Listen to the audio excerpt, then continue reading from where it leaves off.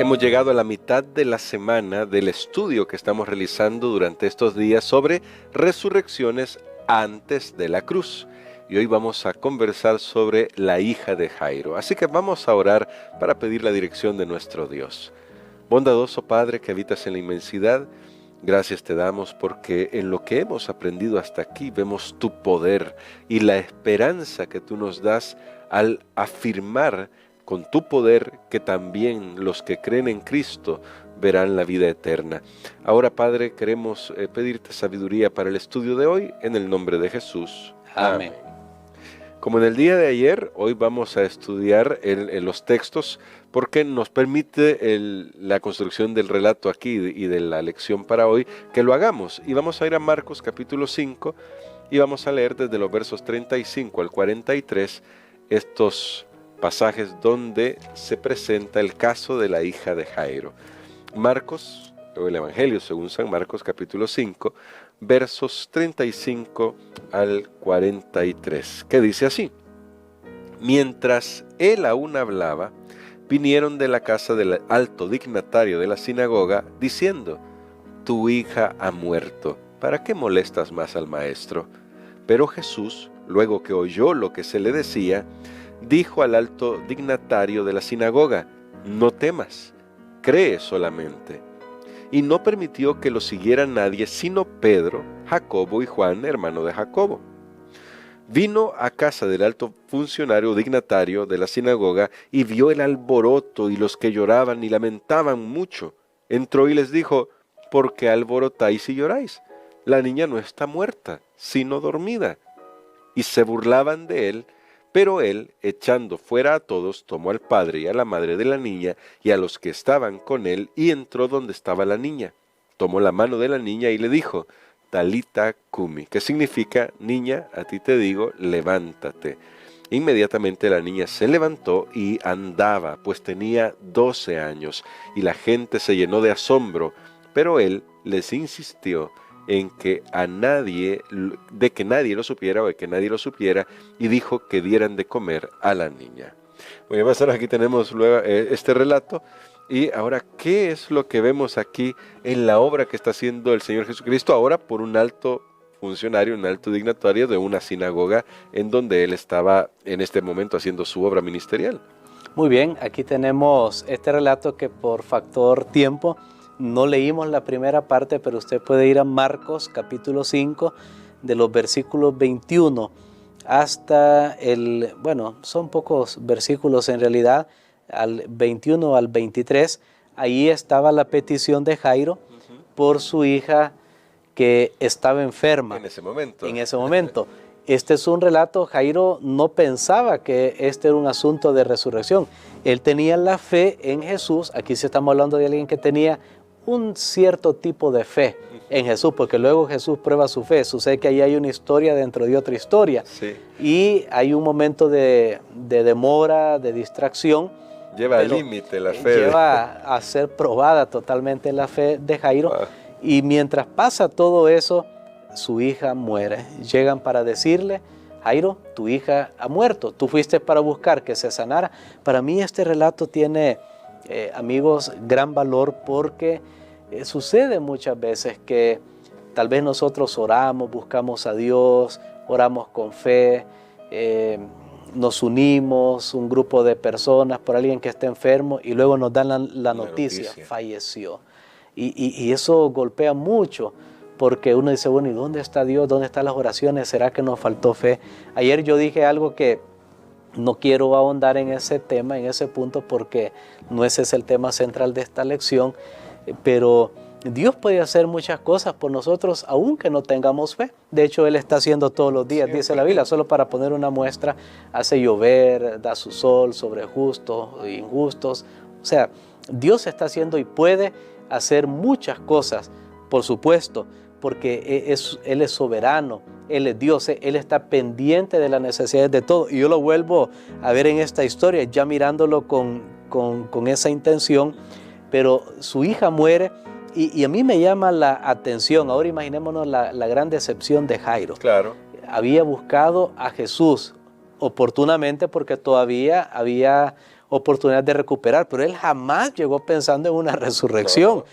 De hecho, tampoco él pidió que le resucitara a su hija, porque él pensaba, y aquí está el asunto, que Jesús tenía cierto poder hasta cierto nivel. Él dice, ven a mi casa, le dice él, en este momento. pon las manos sobre ellos. O sea, tu poder es que tú estés ahí presente. Ajá. Ok, todavía su fe, él no sabía todo el poder de Cristo, pero él estaba por desplegar su poder absoluto al permitir que esta niña muriera y luego resucitarla. Y entonces les digo, nuevamente, esta historia tiene gran valor porque me muestra que cuando yo pienso que Jesús no contestó mi oración, y lo vimos en el caso de Moisés, ¿Sí? o cuando nosotros pensamos que no fue como queríamos y le pedimos al Señor, entonces Él nos dice estas palabras. ¿Qué le dijo Jesús a Jairo? Porque él escuchó que le estaban diciendo, no, mira, ¿para qué perdiste el tiempo? ¿Por qué te viniste? Te hubieras quedado en los últimos momentos con tu hija. Él escuchó, sí. Y él le dijo, no temas, cree solamente. Pero las palabras que Jesús usa son más enfáticas. Literalmente, Jesús le dice a él, para de temer. Wow. Para de temer. No temas. Aquí lo vemos un poco más suave, pero claro, él le dice, para de temer, cree solamente. Mira, tienes que hacer algo contrario a estar temiendo. Ahora es el momento de creer. Y esto es una buena noticia para todos nosotros. Amén. Jesús te dice hoy, para de temer, cree. Es el momento de creer. Yo voy a hacer algo. Alguien que tú querías falleció, ahora está descansando.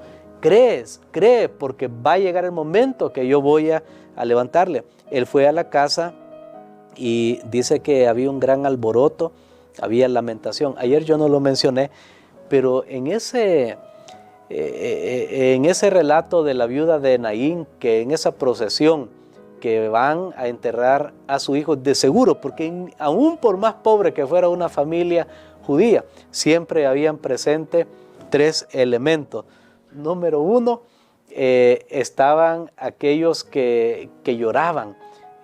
Número 2, habían flautas, alguien tocaba música. Y número 3, había un címbalo que lo tocaban de una manera disonante para mostrar que la muerte pues es disonante, y las melodías no eran melodías bonitas que tocaban como hoy, que se llevan himnos y a un funeral y cantos bonitos y se invita a alguien para que cante, no, sino que era hacer ruido para mostrar la profunda tristeza de la persona, y los ruidos discordantes para mostrar que eso es lo que es la muerte, es algo discordante, algo disonante. ¿Por qué alguien que yo quiero? ¿Por qué alguien que me llevaba bien? ¿Por qué alguien que me ayudaba ahora no está? Entonces eso es lo que la muerte provoca, y aún en un funeral de una persona pobre estaban estos elementos. La diferencia con los de los ricos eran que ya no eran 1 o 2 flautas, tal vez eran 10 flautas, claro. Ya no era 1 o 2 personas llorando. De paso, se había convertido casi en un negocio. En un negocio, porque habían especialmente mujeres que se dedicaban exclusivamente a eso. Eran contratadas para llorar. Había otro elemento que no lo mencioné, y es que las personas rasgaban su ropa. Pero bueno, solo para entrar un poquito en el contexto de la cultura de esa época. ¿Y por qué dice el texto que estaban haciendo? Correcto, indica que ya también había pasado un cierto tiempo, porque había dado chance para que se armara todo este escenario. Allí llegó Jesús, y me llama la atención que Jesús dice, ¿y por qué este alboroto? Nuevamente, eso es debido a lo que Él sabe que está por hacer. La niña no está muerta, sino dormida. Parece que en este caso no usó tanto su autoridad en el sentido que lo usó con la viuda de Naín, porque con ese funeral, porque dice, se burlaban de él. Pero luego sale su autoridad echando fuera a todos. ¿Cómo echó fuera y nadie se le opuso? Ahí ya su porte, ahora sí recupera ese porte de autoridad. Va donde la niña, toma la mano de la niña y le dice, Talita Cumi. También las palabras ahí, según cuando uno va al texto original, de hecho esto fue en arameo, Talita Cumi, usa un nombre como de un animalito, como con decir, bueno, hoy como corderita, levántate. Ahí vemos el amor, la compasión de Jesús. Y dice que la niña se levantó y andaba, pues tenía 12 años. La gente se llenó de asombro, por supuesto, con lo que Jesús había hecho, pero Jesús dice ahora, denle de comer a esta niña. Él siempre velando por las necesidades físicas. O sea, atender lo que hay que atender. La niña se incorpora a la vida y bueno, lo que vemos en este relato es, la gente se burlaba de él, pero después fue Jesús quien se burló de la muerte. Amén. Y esto es muy importante. Aquí hay un contraste. Aquí nosotros vemos, sí, la muerte hoy se burla, la muerte es dolorosa, pero no te preocupes, hay alguien que tiene la capacidad de deshacer, de revertir toda la tristeza, toda la vergüenza, todo el dolor que la muerte trae, y después será eterno gozo. Amén. Y bueno, ahí también el Señor nos envía estas palabras a nosotros que le dijo a Jairo, para de temer. Pastor, para orar por esto, ¿por qué es importante que nosotros, justo cuando sentimos más temor, recordemos lo que Jesús puede hacer por nosotros?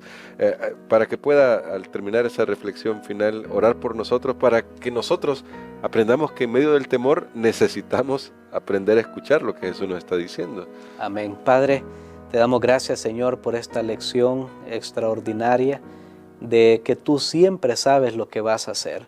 Nada sucede por casualidad. Aún lo peor que suceda, sabemos que no está fuera de tu previsión y que tienes un plan y una salida. Ayúdanos para creer en esos momentos tormentosos y difíciles de la vida, Señor, y especialmente esos momentos relacionados con la pérdida de un ser querido.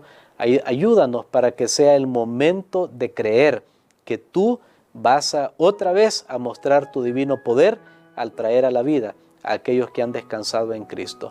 En el nombre de Jesús. Amén.